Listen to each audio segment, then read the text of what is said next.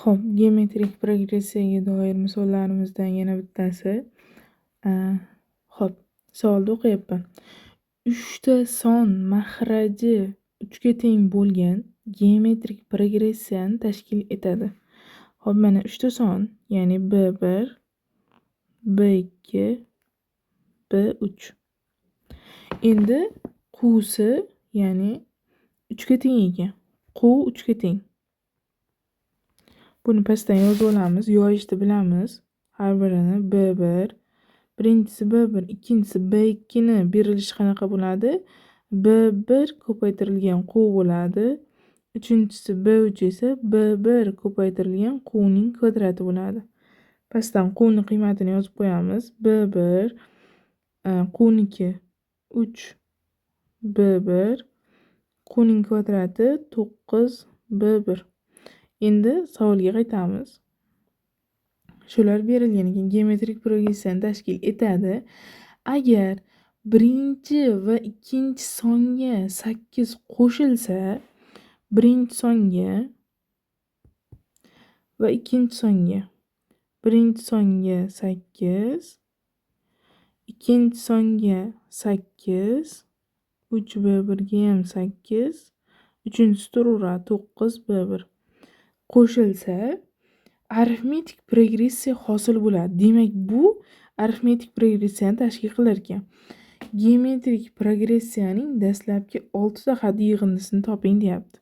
Savolda u oxirgisi tursin. Avval biz birinchi B1 topishimiz kerak. Demak, qarang.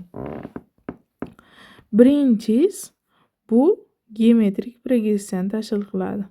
Bunisi esa arifmetik progressiyani tashkil qiladi. Endi bizda xossalar mavjudida, esingizda bo'lsa, xossalar mavjudida qora bilan arifmetik progressiyaga doirlarni yozaman, ko'k bilan geometrik progressiyaga doirini yozaman, adashib ketmaslik uchun. Xo'p, yozamiz. Arifmetik progressiyada qoida bor edi, xossa bor edi, ya'ni o'rta xat ikkilangani chetki xatlar yig'indisiga teng edi. Ya'ni buni ikkilangani 2 ko'paytirilgan 3B1 plus 8 teng bo'ladi chetki xatlarning yig'indisiga. B1 plus 8 ga plus 9B1 ga. Ana, endi qavslar ochaveramiz. Qavslar ochaversak 6B1 kelib chiqadi plus 16 teng bo'ladi 9B1 ga bitta B1 10B1 plus 8. Endi B1larni bir tomonga, sonlarni bir tomonga, buni bir tomonga olmoqchiman. 4B1 kelib chiqadi, teng bo'ladi 8, bu tomonga o'tib ketadi. 16 dan 8 bersangiz 8, B1 teng 2 degan javob kelib chiqadi. Mana B1 topildi. Bizda savolda nima edi? Geometrik progressiyaning dastlabki 6 ta xat yig'indisi. Bizda quv mavjud geometrik progressiyada. Quv mavjud bo'lsa, demak, yechim qilib qo'ysak yetarli. Geometrik progressiyaning 6 ta xati S6 ni so'rayapti. 6 ta xat yig'indisi. O'zi formula qanaqa edi bizda? Esizdami? Formulamiz Sn formulasi Sn teng B1 1 minus quvning n'inchisi taqsim 1 minus quv. Endi yozaveramiz. Shu bo'yicha yozamiz. Xo'p, B1imiz 2 ga teng, quvimiz 3 ga teng. S6 teng. B1imiz 2 ga 2 ko'paytirilgan 1 minus quv.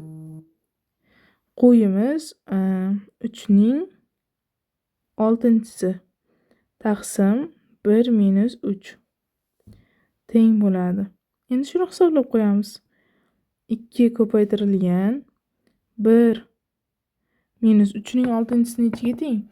3 ning 4-chisi 81, 243, 243 ni 3 ga ko'paytiramiz. 3 kere 3 9, 3 kere 4 12, 1 yodda 3 kere 2 6, 729. Demak 729. Hop, 729 taqsim 1 dan 3 ayirsangiz minus 2. Bu bilan bu ketsa minus ta'sir qildiramiz. Minus 1dan 729 ayirsangiz 728 minusdan bo'ladi. Plyus bo'lib ketib 728 degan javob kelib chiqadi. Bizda javobimiz D javob.